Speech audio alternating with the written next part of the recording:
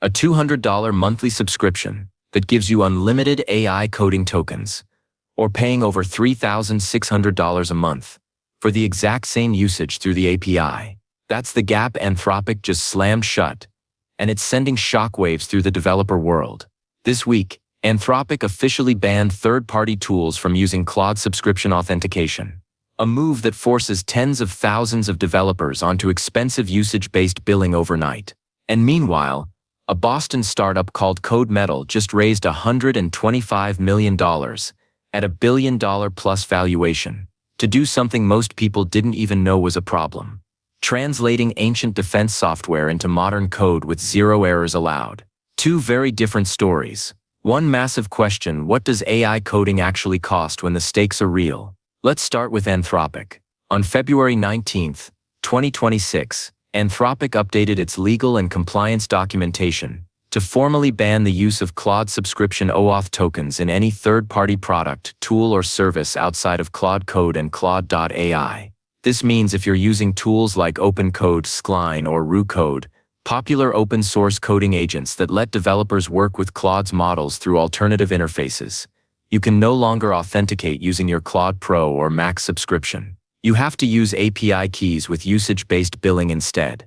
Now, this didn't come out of nowhere. The crackdown actually started back on January 9th, when Anthropic quietly flipped a switch at 2:20 a.m. UTC, breaking third-party tool access without warning. The biggest casualty was OpenCode, the open-source terminal-based coding agent built by the SST team, which had exploded to over 100,000 GitHub stars and 2.5 million monthly developers. OpenCode had been using Claude subscription credentials to give developers access to Anthropic's most powerful models at flat-rate pricing. Here's the economic reality that made this inevitable. A Claude Max subscription costs $200 per month and gives you effectively unlimited tokens through Claude Code. But if you're hitting the same models through Anthropic's API, heavy coding workflows can run over $3,600 a month. That's an 18-to-1 cost difference. Developers figured out this arbitrage early, and tools like OpenCode made it frictionless.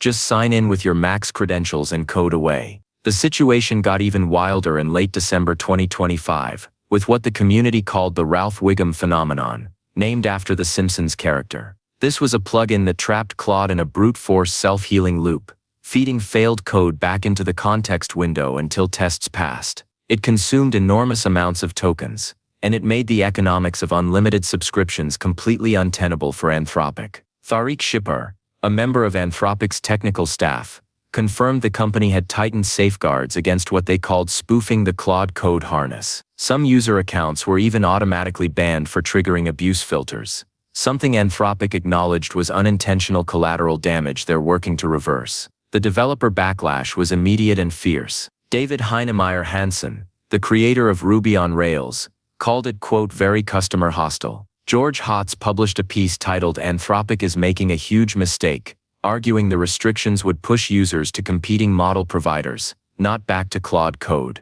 Developers flooded GitHub and Hacker News, and subscription cancellations followed. But here's the deeper story. This is the moment the AI industry's pricing illusions started to crack. Unlimited plans only work when most users don't actually use unlimited resources. Once agentic workflows turned every developer into a power user burning millions of tokens daily, the math broke. Anthropic was effectively subsidizing competitors' tools at a massive loss. This matters for every builder working with AI right now. The era of cheap flat-rate access to frontier models is ending. The real cost of running an AI coding agent at scale is not $20 a month, not $200. It's potentially thousands. And as models get more capable and agentic workflows become standard, that cost pressure only increases. The competitive implications are significant too. OpenCode shipped workarounds within hours, adding support for ChatGPT, Codex, and multiple providers. The open-source ecosystem is already adapting by treating the underlying model as a swappable commodity. If the interface layer becomes provider agnostic,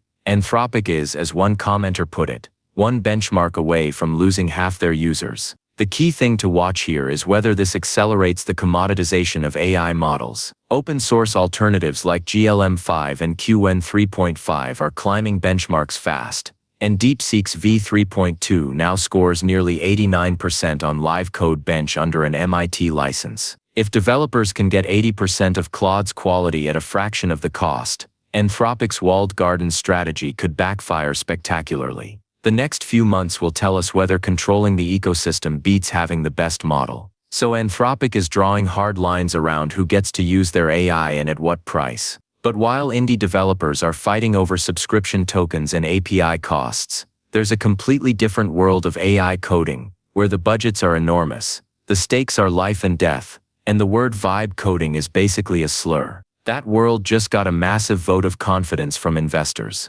Code Metal, a Boston-based startup founded by CEO Peter Morales, just closed a $125 million Series B round at a $1.25 billion valuation, officially making it a unicorn. The round was led by Salesforce Ventures, with participation from Excel, B Capital, Shield Capital, and notably RTX, formerly Raytheon, one of the world's largest defense contractors. What does Code Metal actually do? It uses AI to translate legacy software written in languages like COBOL, Ada, and Fortran into modern languages like Rust and C++.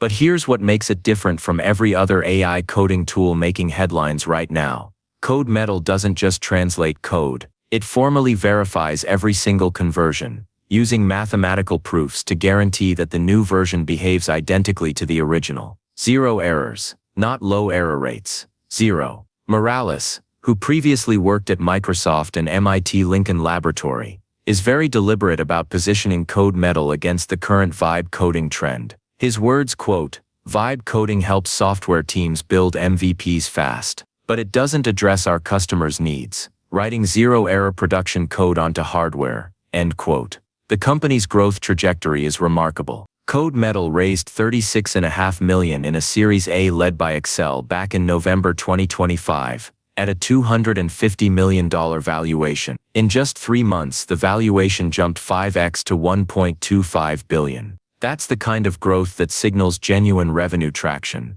not just hype. Their customer list reads like a who's who of defense and critical infrastructure: the U.S. Air Force, L3 Harris, RTX, and Toshiba, with contracts reportedly worth tens of millions of dollars. They also brought on Ryan A.T., the former CEO of Tableau, as president and COO, a serious operational hire that suggests they're scaling fast. The problem Code Metal is solving is genuinely massive.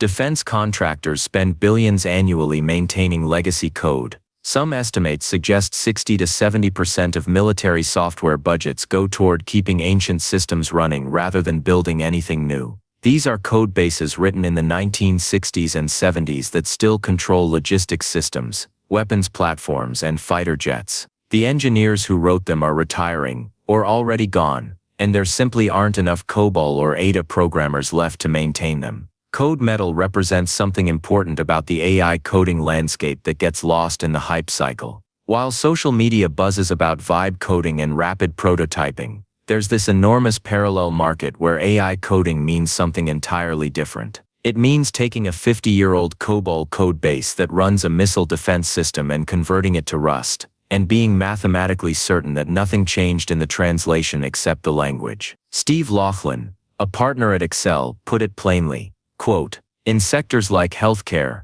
finance, and defense, precision isn't a luxury, it's required," end quote. The $1.25 billion valuation is a signal to the broader market. It says legacy modernization, this deeply unsexy, massively underserved problem, is where serious institutional money is flowing. It's not just about making developers faster, it's about making entire industries' technical foundations survivable. And there's a geopolitical dimension here too. As AI-generated code becomes more prevalent, nations need to trust that the software running their defense systems was translated correctly. Formal verification isn't just a nice-to-have, it's a national security requirement. Code Metal is essentially building the trust infrastructure for an era where AI writes code that controls critical systems. Watch for Code Metal to expand beyond defense. The same problem exists in banking, healthcare, aviation, and energy, anywhere legacy code runs critical infrastructure.